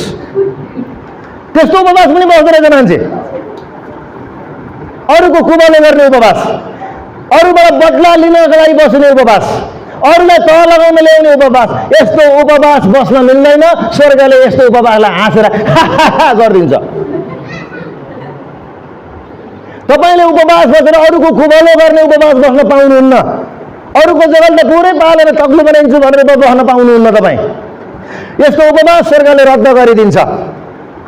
स्वर्ग तपाईसँग आउन सुरु गर्छ। के गरेको होला यो भन्छ स्वर्गले। तपाईले उपवासमा अरूलाई सहायता गर्ने उपवास बस्न सक्नुहुन्छ, तर अरूको कुबलो गर्ने उपवास बस्न पाउनुहुन्न। अरूलाई बदला दिने उपवास बस्न पाउनुहुन्न। श्रीमानको भलाइको लागि श्रीमती उपवास बस्न सक्छ, श्रीमतीको भलाइको लागि श्रीमान उपवास बस्न सक्छ, छोराछोरीको पढाइको लागि आफ्नो आत्मिक कुराहरूमा अगाडि बढ्नको निम्ति पनि उपवास बस्न सकिन्छ। अनि उपवासले परमेश्वरको ध्यानलाई खिच्ने गर्छ मेरा प्रियहरू। उपवास बस्दा हाम्रो दिन तोक्नुपर्छ। मैले के खाने के नखाने क्लियर तोक्नुपर्छ। कति दिन बस्ने, कहाँ बस्ने भन्ने कुरा पहिले निर्णय गर्नुपर्छ। अहिले पनि कोही व्यक्ति छ निरन्तर 40 45 50 दिन भइसक्यो उपवासमा छ। अहिले पनि मैले उनीहरूलाई 40 दिनको दिन प्रार्थना गरिदिएँ अस्ति। भन्नुपर्छ भन्ने चाहिँ नाम छैन। मैले उनीहरूलाई हेल्प गरेँ, सिकाएँ, मैले ट्रिट गरेँ। राम्रो कुरा छ। उपवास बसेको देख्दा मलाई पनि खुसी लाग्छ। किन मेरा जति मण्डलीको विश्वासी उपवास बस्नु भयो नि, त्यति ती व्यक्तिहरू आत्मिकतामा अगाडि बढेको छन् भनेर मैले बुझ्छु। स्वर्गले त्यो कुरा बुझ्छ। जहिले पनि उपवासले हामीलाई परमेश्वरको उपस्थितिमा लैजान्छ भने त्यो व्यक्तिले गलत गर्दैन सकभर। जो जीवनमा कहिले पनि उपवास बसेको छैन भने त्यो व्यक्ति रुखो र घमण्डी हुने सम्भावना बढी बढ्छ। स्वर्गले उपवास बस्ने मान्छेलाई रुचाउँछ स्वर्गले। त्यस कारणले गर्दा उपवास बस्नुहोस्, देखाउने गरेर होइन, कुबलो गर्ने गरेर होइन, अरूको आत्मिक भलाइको निम्ति, आफ्नो परिवारको भलाइको निम्ति, परमेश्वरसँगको सम्बन्धको प्रगाढ बनाउनको निम्ति पनि उपवास बनाउनुपर्छ। उपवास बस्दा परमेश्वरले अझै सही तरिकाले परमेश्वरले सुन्नुहुन्छ। बाइबलमा सठिक तरिकाले गरिएको उपवासलाई परमेश्वरले राइट गरिदिनु भएको छ। म 3टा कुरा तपाईँलाई अब उदाहरण दिन्छु। 3टा उदाहरण दिएर म अन्ततिर जान चाहन्छु। 3टा उदाहरण छ। 1 नम्बरमा उदाहरण दिन्छु म तपाईँलाई एस्तरको पुस्तकबाट 4 अध्यायबाट है। एस्तरको पुस्तक 4 अध्यायबाट म तपाईँलाई यहाँनिर मज्जाको कुरा तपाईँलाई म देखाउन चाहन्छु। निकाल्नुहोस् त एस्तरको पुस्तक 4 अध्याय। घटना हो रानी एस्तर राजा अहासुरस को जीवनमा मोर्दकै हामान को घटनासँग रिलेटेड घटना हो यो। अब तपाईँले 4 अध्याय निकालेर मलाई सुन्नुहोस्, तपाईँले पढ्नुभयो भने बुझ्नुहुन्न। अब यस्तो हुन्छ, राजा आसुरस 127 प्रान्तमाथिको राजा हुन्, उनले जे बोलिदिएपछि रद्द हुँदैन। अब हामानको षड्यन्त्रले गर्दा यहुदीहरूलाई मार्ने राजाबाट कानुन पास गराइसकेको हुन्छ। अब यहुदी जाति सबै मर्दैछन् राजाको आदेशबाट। राजाले सबै यहुदीलाई मार्ने निर्णय गरिसकेका छन्। अब मोर्देकै र एस्तर चाहिँ यहुदी थिए, यहुदीहरू सबै मारिँदै थिए। अब अप्ठ्यारो परिस्थितिमा तिनीहरूले एउटा काम गर्न थाले, त्यो हो उपवास। याद गर्नुहोस्, तपाईँको जीवनमा तकराव र समस्या र एकदम जटिल परिस्थिति आयो भने तपाईँ रुनुभन्दा अगाडि उपवासमा आउनुहोस्। तपाईँ चिच्याउनुभन्दा अगाडि उपवासमा आउनुहोस्। आज मण्डलीमा म सिकाउन चाहन्छु, तपाईँको जीवनमा जस्तोसुकै ठुलो वज्रपात भयो, जत्रोसुकै समस्या तपाईँको जीवनमा आओस्, मृत्यु जस्तो कुरा तपाईँको जीवनमा आएको छ भने तपाईँले प्रार्थना गर्नु भएको छ भने राम्रो कुरा हो, तर प्रार्थनामा तपाईँले उपवास जोड्नुहोस्। उपवासले परमेश्वरले उत्तर दिलाउने बनाउँछ। उपवास एउटा यस्तो चाबी हो जसले परमेश्वरको ध्यान खिच्छ। आमेन। अनि रानी एस्तरले मोर्देकैलाई सबैलाई बोलाएर भन्छन्, अब हाम्रो प्राण गएर जानेवाला छ, अब हामी सबैजना उपवास बसेर परमेश्वरसँग प्रार्थना गरौँ। अब तपाईँले यो घटना घरमा पढ्नु होला। तब एस्तरले 16:15 तब एस्तरले मोर्देकै कहाँ यस्तो जवाब पठाइन्, गएर सुसनमा भेटाएका जति सबै यहुदीहरूलाई मेरो निम्ति उपवास बस्न भेला गर्नुहोस्। 3 दिन र 3 रातसम्म न त खानेकुरा खानुहोस्, न पानी पिउनुहोस्। म र मेरा चाकर्नीहरू पनि तपाईँहरू जस्तै उपवास बस्नेछौँ। त्यसपछि कानुनकै विरुद्ध भए पनि म राजा कहाँ जानेछु, यदि मेरो नाश हुन्छ भने पनि होस् भनेर उपवासको घोषणा भयो। सुसनमा भएका सम्पूर्ण यहुदी एस्तर, मोर्देकै र एस्तरको चाकर्नी शुद्ध लिएर 3 दिनको कठोर उपवासको घोषणा भएको छ। किनकि यहुदीलाई मार्ने आदेश आइसकेको छ। अब उनीहरूको प्राण परमेश्वरको हातमा मात्रै छ। अब उनीहरूले एउटा उपवास बस्ने निर्णय गर्यो। उपवास बस्ने निर्णय गर्यो। कसरी उपवास? कस्तो खालको उपवास बस्यो? अघि मैले के भन्थे? सुपरनेचुरल उपवास, सुपरनेचुरल फास्टिङ आयो।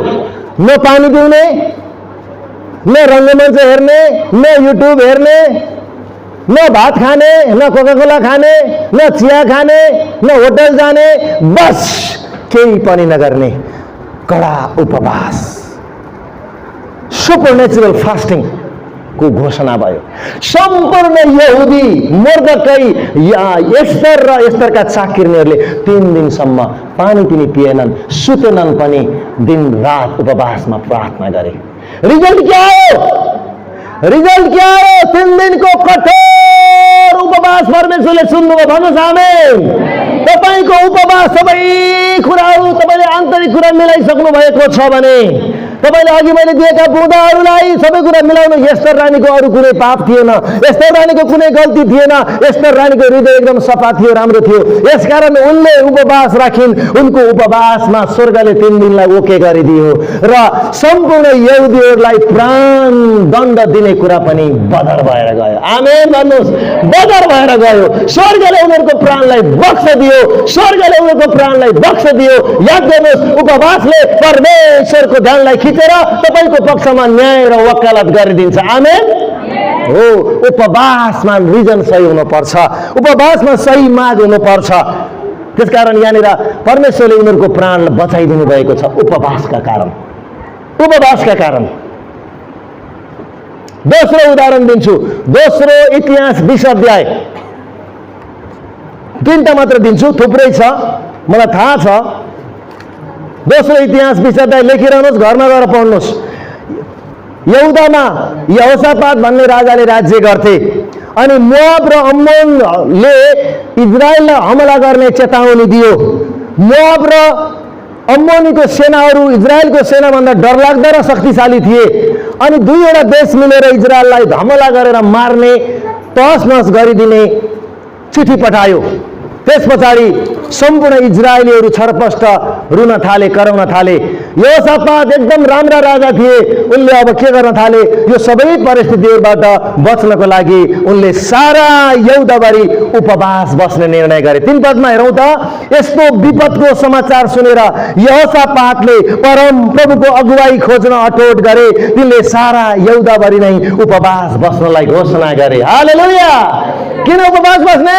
दुईटा देशले त्यो यहुदाको सम्पूर्ण मान्छेलाई मार्ने धम्की दियो, मार्नेवाला छ। अब उनीहरूले निर्णय गरे यस्तो कठिन परिस्थितिमा रोने होइन, चिच्याउने होइन, यस्तो कठिन परिस्थितिमा उपवासमा जाने। सेना ठुलो छ, दुईटा देशले एउटा देशलाई हमला गर्दैछ। राजाले के गरे? सच्चा परमेश्वरको जनले अप्ठ्यारो परिस्थितिमा आउँदाखेरि उपवासमा जाने सल्लाह दिन्छ। त्यही भएर मैले कतिजनाको बिचमा झै झगडा छ भने म तिनीहरूको लागि उपवास बस्छु भने, किनकि मलाई थाहा छ उपवासबाट परमेश्वरले तिनीहरूको मिलाप गराइदिनु हुनेछ। त्यसकारण हामीले यो घटनाबाट के देख्छौँ? अब यो घटना तपाईँले घर गएर पढ्नुहोस् भन्न त भने, पढ्न त कतिले पढ्छन् थाहा छैन। अनि यो घटनामा के भइदिन्छ थाहा छ? दुईटा अम्मोन र मोआबका शक्तिहरू त्यो देशभित्र घुसे। तर यहोशापातलाई परमेश्वरले भन्नुभयो तैँले केही नगर। 18 पदमा हेर्नुहोस्, यहोशापात भुइँमा घोप्टो परेर यहुदा र यरुसलेमका सबै बासिन्दाहरू परम प्रभुको सामुन्ने दण्डवत गर्न घोप्टो परे। अनि जब तिनीहरूले उपवास सहित परमेश्वरको स्तुति प्रशंसा गरे नि, स्वर्गले उनीहरूको उपवासलाई ओके गरिदियो। स्वर्गले उनीहरूको उपवासलाई राइट गरिदियो। मोआब र अम्मोनी सेनाहरू अन्धोदै भागे। आएका त्यो विशाल सेना जाने बेलामा इजरायलको एकजना पनि मान्छे मरेन। परमेश्वरले इजरायलीको पक्षमा न्याय गरिदिनु भयो। सम्पूर्ण मोआब र अम्मोनका सेनाहरूलाई परमेश्वरले अन्धाधुन्धा बनाइदिनु भयो। त्यहाँबाट तिनीहरू भागाभाग भएर गए। हेर्नुहोस् त, उपवासले रिजल्ट ल्याउँछ मेरा प्रियहरू। उपवासले परमेश्वरले तपाईँको न्याय गरिदिनुहुन्छ। त्यसकारण उपवास हल्का कुरो होइन, उपवास परमेश्वर कहाँ जाने सिँढी हो, परमेश्वरलाई घचघच्याउने सिँढी हो, परमेश्वरको उपस्थिति खोज्ने सिँढी हो। यसलाई तपाईँको जीवनमा जोडेर हेर्नुहोस्। तेस्रो उदाहरण दिन्छु योनाको पुस्तकबाट, यो अन्तिम हो। तेस्रो, थर्ड रिजन, योनाको पुस्तक 3 अध्याय। अब खोलेर मलाई हेर्नुहोस्, मैले निचोरेर तपाईँलाई दिन्छु। 3 अध्याय। एउटा निनवे भन्ने एउटा सहर थियो, सदोम र गमोरा जस्तै। अनि त्यो सहरका बासिन्दा एकदमै खराब उपद्रव दुष्टताले भरिएको मान्छे थियो। त्यो सहर 3 दिन घुम्न अहिलेको सिङ्गापुर जस्तै यति राम्रो थियो त्यो सहर। तर त्यो सहर मात्र राम्रो थियो, मान्छे चाहिँ एकदम खराब थिए। परमेश्वरले स्वर्गबाट त्यो ठाउँको पाप र उपद्रवले परमेश्वरले त्यो ठाउँलाई नाश गर्ने निर्णय गर्नुहुन्छ। परमेश्वरले निनवे भन्ने ठाउँमा पहिला योनालाई पठाउनुहुन्छ। पहिला योना जान मान्दैन, पछि माछाको पेटमा गएर आइसकेपछि त्यसपछि फेरि जान राजी हुन्छ र योना निनवेमा जान्छ र भन्छ परमेश्वरले अब यो देशलाई न्याय गर्दै हुनुहुन्छ, पश्चाताप गर, होइन भने अबको 40 दिनमा परमेश्वरले यो सहरलाई ध्वंस पारिदिनुहुन्छ भनेर जब उनले सुसमाचार सुनाए नि, तब अचम्म भयो। उनीहरू जिद्दी भएनन्। अब हेर्नुहोस्, म पढिदिन्छु तपाईँहरूको बिचमा। 6:3 जब त्यो खबर निनेवेका राजा कहाँ पुग्यो तब उनी आफ्नो सिंहासनबाट उठे।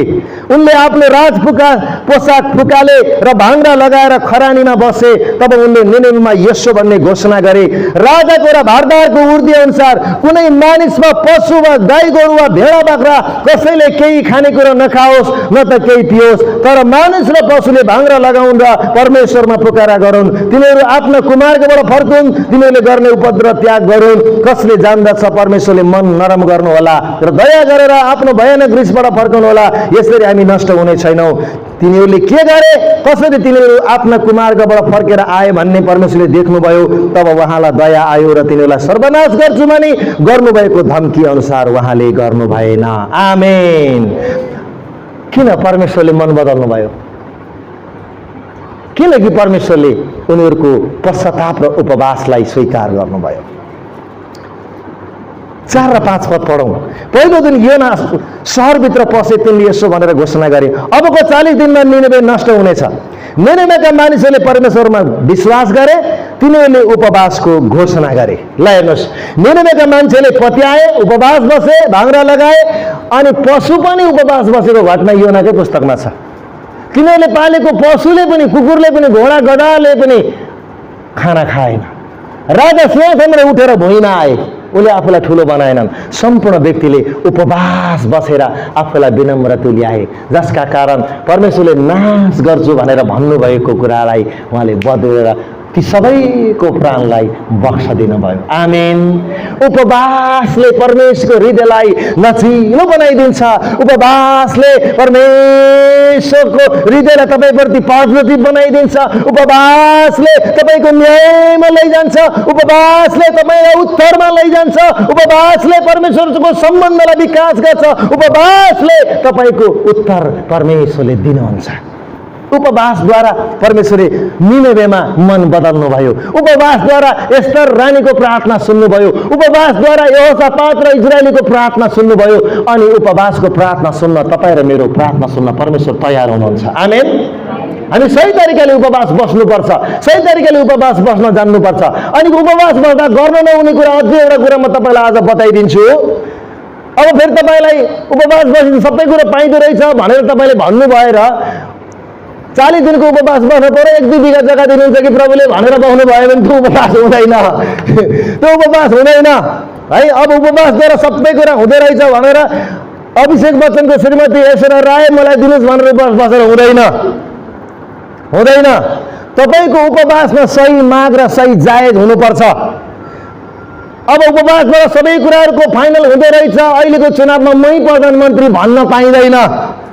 उपवासमा सही रिजन हुनुपर्छ, सही कारण हुनुपर्छ, सही कुरा हुनुपर्छ। उपवासमा मागेका कुराले मण्डलीको भलाइ, व्यक्तिको भलाइ, स्वर्गको काम र महिमा गर्छ भने त्यस्तो मागलाई परमेश्वरले राइट गरिदिनुहुन्छ। आमेन। त्यस्तोलाई परमेश्वरले राइट गर्नुहुन्छ। यति कुरा ख्याल गर्नुहोस्। मैले आज गर्न नहुने कुरा पनि भने, कति प्रकारको पनि भने, माग्न नहुने कुरा पनि भने। उपवासमा अरूको भलाइ माग्न पाइन्छ, अरूको कुभलो माग्न पाइँदैन। अरूको खुट्टा सोझा गर्न पाइन्छ, अरूको खुट्टा भाँच्न पाइँदैन। उपवासमा तपाईँले जति नै सुकै अरूको कुभलो गरेर प्रार्थना गर्नुहोस्, स्वर्गले त्यो प्रार्थनालाई स्वीकार गर्दैन। स्वर्गले तपाईँले अरूको भलाइको निम्ति गरेको प्रार्थनालाई स्वर्गले सुन्छ। तपाईँले आत्मिक गडबडीहरू सबै नमिलाउँदासम्म तपाईँको उपवास सही तरिकाले स्वर्गमा पुग्दैन। आज मण्डलीमा कतिजना उपवास बसिरहेका छन्, बसेका थिए, बस्ने छन्। यदि यो कुराहरू तपाईँले नमिलाइकन उपवास बस्नु भएको छ भने तपाईँको 2-3 छाकको रासन त बट्ला, शरीर स्लिम त होला, तर उत्तर चाहिँ आउँदैन, स्वर्गले सुन्दैन। तर यी कुराहरू तपाईँले मिलाएर उपवास बस्नुहुन्छ नि, म 100% भन्न सक्छु परमेश्वरले तपाईँको पक्षमा न्याय गर्नुहुन्छ। मैले मेरो जीवनमा उपवास बसेर मैले कतिपटक हेरेको छु। अप्ठ्यारो पर्यो उपवास, समस्या पर्यो उपवास, समस्या आयो उपवास, कसैले गाली गर्यो उपवास, कसैले बदला लिनु खोज्यो उपवास, कसैको भलाइ गर्नु पर्यो उपवास, कसैलाई उठाउनु पर्यो उपवास। उपवासबाट नै हामीले परमेश्वरसँगको नजिकतामा जाने हो। त्यसले गर्दा हाम्रो जीवनमा उपवास एउटा जोडिएको हुनुपर्छ हाम्रो जीवनमा।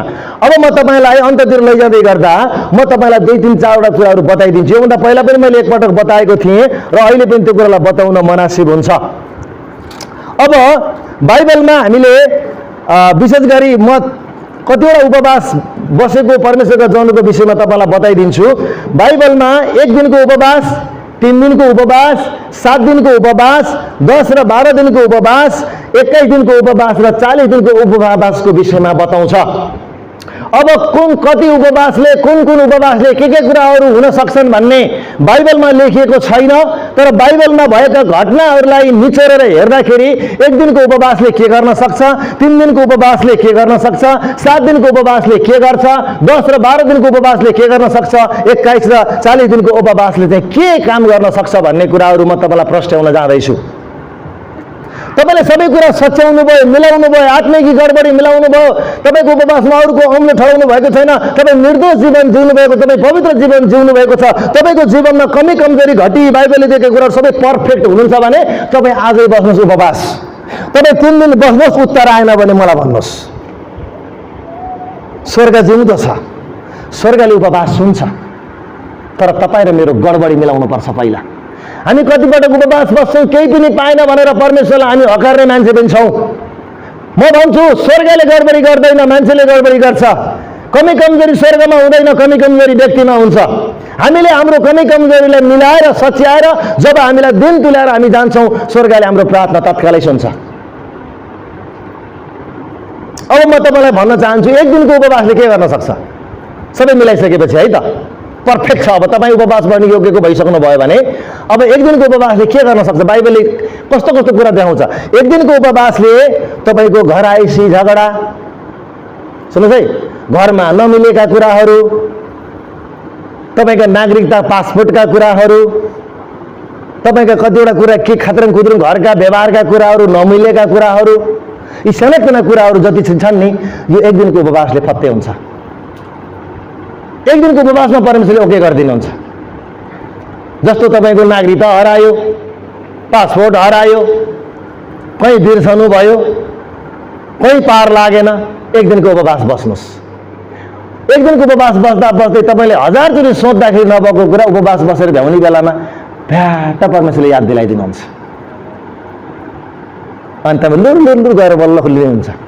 एक दिनको उपवासले, 3 दिनको उपवासले, 3 दिनको उपवासले दुःख, रोग, समस्याबाट मुक्ति दिलाउँछ। जस्तो एस्तर रानीको सम्पूर्ण यहुदीहरूको प्राण जाँदै थियो, तर 3 दिनको उपवासले तिनीहरूको दुःख र तिनीहरूको समस्यामाथि विजय तुल्याइदियो। 3 दिनको उपवासले नि तपाईँको जीवनमा रोग छ, 1 वर्ष कुर्नु पर्दैन। तपाईँको जीवनमा रोग छ, निकै भएको छैन, तर तपाईँ निको हुन चाहनुहुन्छ भने तपाईँ 40 दिनको उपवासमा आउनुपर्छ भन्ने पनि छैन। बस्नुहुन्छ भने केही छैन, तर तपाईँको प्रार्थना 3 दिनको उपवासले भेरिफाई हुन्छ। तर उपवास चाहिँ बाइबलीय हुनुपर्छ। उपवास बाइबलीय हुनुपर्छ। परमेश्वरले भनेको उपवास हुनुपर्छ। यदि यस्तो भयो भने 3 दिनको उपवासले रोग ल दुःख समस्याहरूबाट चाहिँ हाम्रा सानातिना समस्याहरूबाट हामीलाई मुक्त गर्छ। परमेश्वरले ओके गरिदिन, न्याय गरिदिनुहुन्छ। 7 दिनको उपवास, अब सुन्नुहोस् है, 7 दिनको उपवासले के गर्न सक्छ? ल 7 दिनको उपवासमा के ताकत छ भने तपाईँको जीवनमा जघन्य अपराध भयो, तपाईँ कसैमाथि पाप बोल्नुभयो, तपाईँले कसैका केही कुरा चोर्नु भयो, तपाईँले कसैकोसँग व्यभिचारमा गाभिनु भयो, हैन, आदि आदि कुराहरू तपाईँको जीवनबाट डरलाग्दा पापहरू भयो भने तपाईँ त्यो पापबाट मुक्त हुनको निम्ति पश्चातापको उपवास, 7 दिनको उपवासले तपाईँको पश्चातापमा तपाईँलाई डोर्याउँछ। 7 दिनसम्ममा तपाईँको उपवास साँचो छ भने 7 दिनसम्म तपाईँको उपवासले तपाईँको पापबाट तपाईँलाई मुक्त गर्छ। अब यसो भन्दै गर्दा फेरि 7 दिन त हैछ नि, यो काम त गरिहालौँ, 7 दिनमा त फेरि मजाले राइट भइहाल्ने रहेछ भन्ने प्रकारले गर्नु भएको छ भने फेरि स्वर्गले त्यसलाई रद्द गरिदिन्छ। 7 दिन उपवास बस्ने सबै पापको क्षमा हुँदो रहेछ भन्ने, अनि 1 हप्ता पाप गर्ने, फेरि 1 हप्ता उपवास बस्ने, 1 हप्ता पाप गर्ने, यो चाहिँ चल्दैन। फेरि यो चाहिँ चल्दैन। हितोपदेशले भन्छ पाप गरेको जानकारी हुँदा हुँदै पनि उसले अटरी गरिरहन्छन्, त्यो 81 सर्वनाश आउँछ अरे त्यसमाथि। त्यसकारणले तपाईँको जीवनमा जघन्य अपराध भयो, गल्ती भयो, पाप भयो, मन दुखाउनु भयो, तपाईँको जीवनमा त्यो मनमा विवेकले तपाईँलाई सताइरहेको छ भने तपाईँ त्यसबाट मुक्ति पाउनको निम्ति त्यो व्यक्ति कहाँ गएर पनि तपाईँले पश्चाताप गर्नुपर्छ भने त्यो 7 दिन तपाईँ उपवासको बाटो जानुपर्छ। अनि तपाईँले राति सपनामा दर्शनमा केही सङ्केत चाहिँ पाएको हुनुपर्छ। फेरि 7 दिनमा तपाईँको पाप क्षमा भएको छ भने तपाईँले सङ्केत पाउनुहुन्छ। त्यतिकै फेरि 7 दिन नै मात्रै हुन्छ भन्ने होइन, कहिले कहिले बढ्न सक्छ यो। तर तपाईँको उपवास एकदमै राम्रो छ, कम्फर्टेबल छ, केही कुराको त्रुटि छैन, तपाईँ साँचो प्रकारले उपवासमा आउनु भएको हो भने लगभग मेरा परमेश्वरले 7 दिनमा तपाईँको उपवासलाई कम्प्लिट गरिदिनु हुनेछ। आमेन। तर अर्को पटक तपाईँले पाप गर्न पाउनुहुन्न। 7 दिनको उपवासले, 7 दिनको उपवासमा तपाईँलाई अझै पनि कन्फ्युज लागिरह्यो, तपाईँले सपना दर्शन अगुवाई केही पापको क्षमा भएको पाउनु भएन भने तपाईँले त्यो उपवासलाई फेरि बढाउनु पर्ने हुन्छ। तपाईँलाई यहाँ म बताइदिन्छु, नाम लिन्न, मैले कति मान्छेलाई उपवास बसाइदिरहेको छु। मैले कतिवटा कुरा गोप्य राख्नुपर्ने हुन्छ। म त्यत्तिकै हदसम्म बोल्दिनँ। कति मान्छेलाई म एकजनाको घटना बताइदिन्छु, केटा पनि भन्दिनँ केटी पनि भन्दिनँ।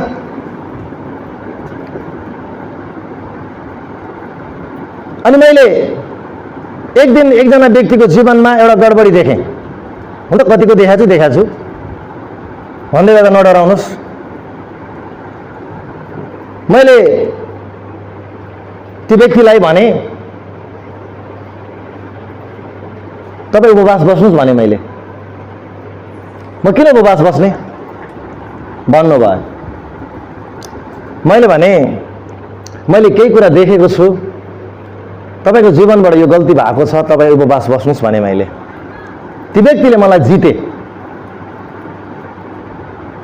त्यो व्यक्तिले मलाई जितेर भने होइन गुरुबा तपाईँले त्यसै मलाई त्यत्तिकै आरोप नलाउनुहोस् भनेर भन्नुभयो। ल ठिक छ, ओके ठिक छ, स्वीकार्नुहुन्न भने मलाई केही पनि छैन। तर भोलिको दिनमा भनेन भनेर चाहिँ मलाई भन्न पाउनुहुन्न। मैले तपाईँलाई जानकारी चाहिँ गराइदिएँ है। भोलि 81 दण्ड आयो, समस्या आयो भने चाहिँ गुरुबाले यतिको गुरुबा पाएपछि तपाईँले यतिको कुरा देखाइदिँदाखेरि तपाईँ खुसी हुनुपर्नेमा तपाईँले हुन्न भनेर जित्नुहुन्छ भने धन्यवाद। मैले फोन काटिदिएँ।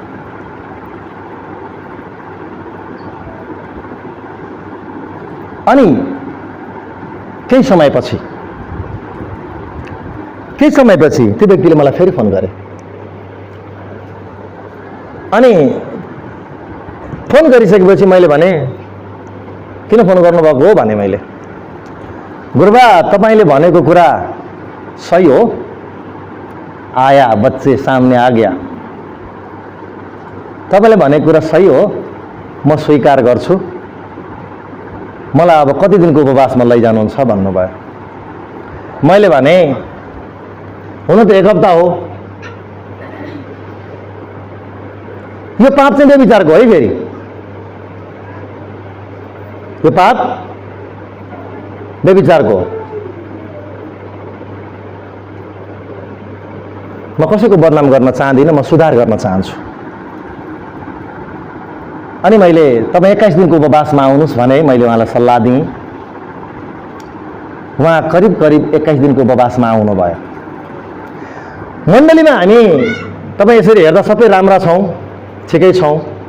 म तपाईँलाई धेरै प्रेम गर्छु, म कसैलाई पनि छिछि दुर्दुर गर्न चाहदिनँ। सच्चा परमेश्वरको सेवकले उसलाई सही बाटो देखाइदिनुपर्छ। हामी एकअर्का हेर्दा सबै राम्रा छौँ, तर कति गडबडी चलिरहेको छ त्यो मलाई थाहा छ। कति गडबडी चलिरहेको छ मलाई थाहा छ। कहाँ कहाँ गडबडी चलिरहेको छ मलाई थाहा छ, स्वर्गलाई थाहा छ। तर म स्वर्गले मैले उसलाई दोष्याएर उसलाई गलत भनेर आरोप लगाउन खोजेको होइन, उसलाई सुधारमा ल्याउन खोजेको। त्यसकारण मैले उसलाई 21 दिनको उपवास बसालेँ, अर्कोलाई पनि 21 बसालेँ, अर्कोलाई पनि 21 बसालेँ, अर्कोलाई 21 बसालेँ, अर्कोलाई थुप्रो छ, थुप्रो छ, थुप्रो थियो, थुप्रो छ। कतिले मसँग आएर स्वीकार गरे, कतिलाई मैले भन्ने फोन गरेर। यहाँ भित्रको धेरै कुरा मैले गरिरहेको हुन्छु।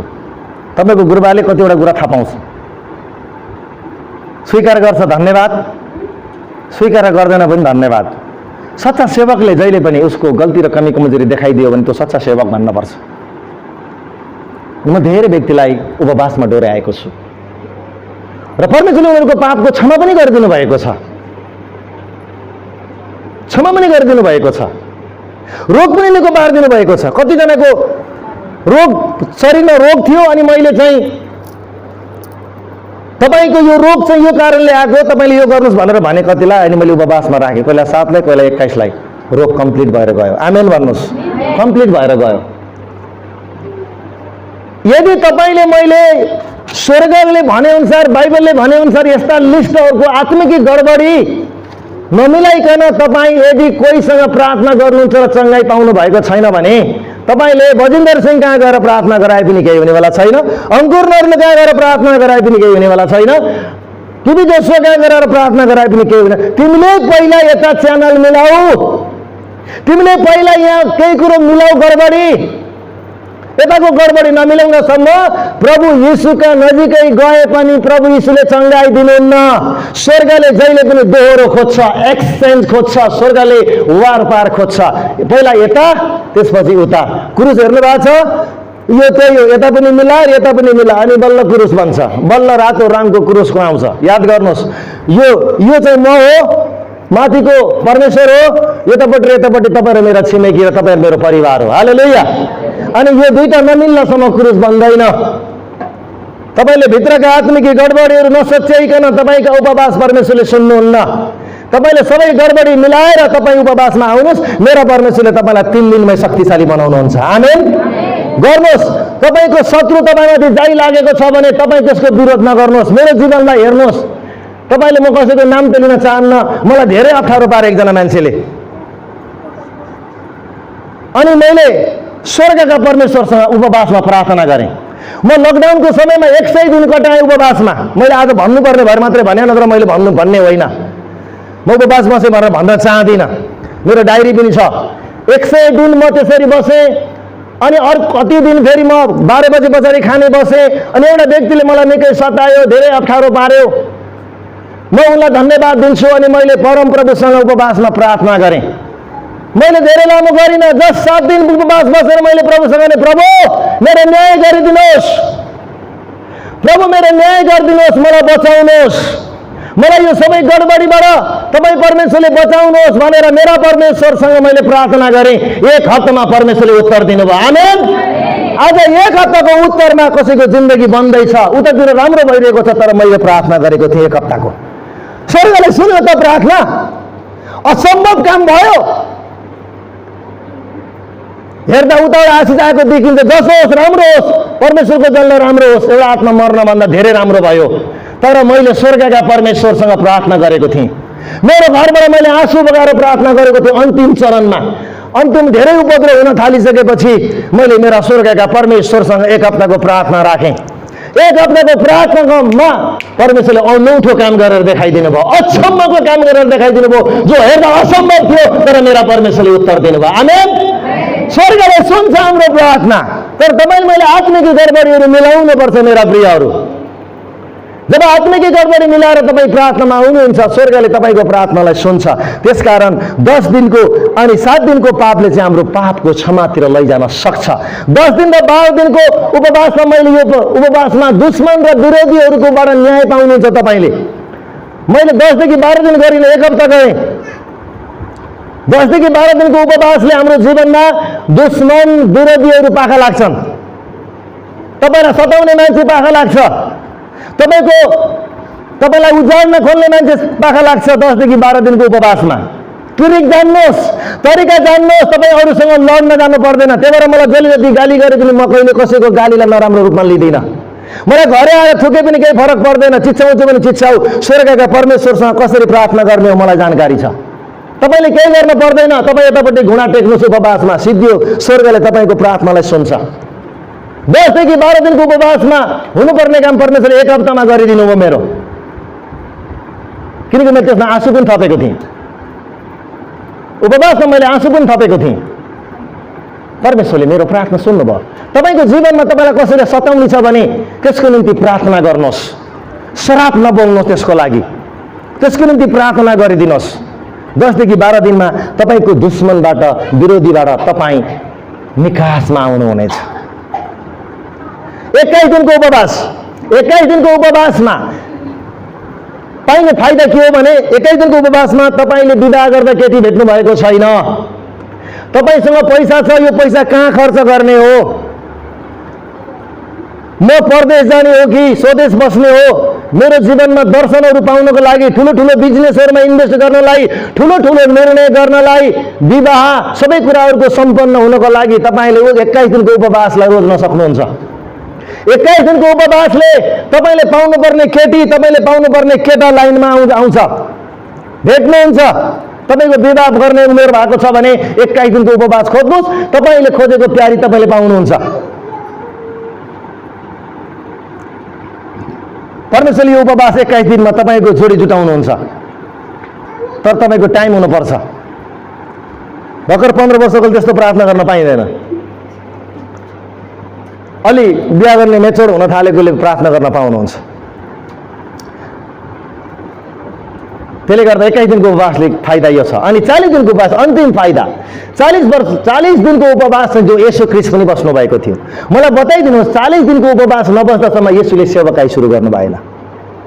40 दिनको उपवास किन बसिन्छ भने सबैभन्दा ठुलो निर्णय परमेश्वरको सेवाकाईमा आउने निर्णय, परमेश्वरको राज्यमा लगानी गर्ने निर्णय, मिशनरीहरू भएर जाने निर्णय, जीवनको सबैभन्दा ठुलो निर्णय। अब मेरो जीवन चाहिँ मैले परमेश्वरलाई दिन्छु, आजदेखि अब म परमेश्वरको भएँ, म परमेश्वरको मान्छे हो, म स्वर्गको मान्छे हो, मेरो जीवनमा परमेश्वरको महिमा र परमेश्वरको आराधना बग्छ, सुसमाचारको काममा मैले मेरो जीवन परमेश्वरलाई दिएँ भन्ने निर्णय गर्ने 40 दिनको उपवासबाट हो। येशू प्रभु 40 दिनको उपवासपछि सेवाकाईमा आउनुभयो। त्यसपछि उहाँले पछि फर्केर कहिले पनि हेर्नु भएन। त्यसकारण 40 दिनको उपवास अरूले बस्यो भनेर सिको गरेर नबस्नुहोस्, अगुवाईका साथ बस्नुहोस्, लक्ष्यका साथ बस्नुहोस्, अर्थपूर्ण तरिकाले बस्नुहोस्। यसरी गरिएको उपवासले रिजल्ट लिएर आउँछ। त्यसकारण 40 दिन चाहिँ प्रभुको काम गर्नको निम्ति, ठुलो निर्णय लिनको निम्ति तपाईँ 40 दिनको उपवास बस्न सक्नुहुन्छ। 40 दिनको उपवासपछि अब तपाईँले अब म यो गर्दिनँ भनेको कुरा चाहिँ नगरेर यो गर्छु भन्ने कुराको निर्णयको पछाडि हिँड्नको निम्ति 40 दिनको उपवासले बाटो खोल्छ। त्यसकारणले मैले यो उपवास तपाईँलाई आज बताएको छु। 1 देखि लिएर 40 दिनको उपवास तपाईँलाई मैले छर्लङ्ग खोलिदिएको छु। कसरी उपवास बस्ने, के उपवास बस्ने भन्ने कुरा पनि तपाईँलाई मैले खोलिदिएको छु। अझै सबै कुरा आइसकेको छैन। कतै कमी कमजोरी तपाईँलाई चित्त नबुझेका अथवा तपाईँले नबुझेका कुराहरू छन् भने पार्ट टाइम तपाईँले मलाई सोध्न सक्नुहुन्छ, तपाईँलाई म बताइदिन्छु। नबुझेका कुराहरू अझै पनि छन् भने म तपाईँलाई सजेसन दिन, सल्लाह दिन अझै पनि म तयार छु। त्यसकारण आजको वचनबाट मलाई र हामी सबैजनालाई परमेश्वरले प्रशस्त मात्रामा आशिष दिनुभएको होस् भन्दै विश्राम लिन चाहन्छु। धन्यवाद। जय मसीह। शालोम।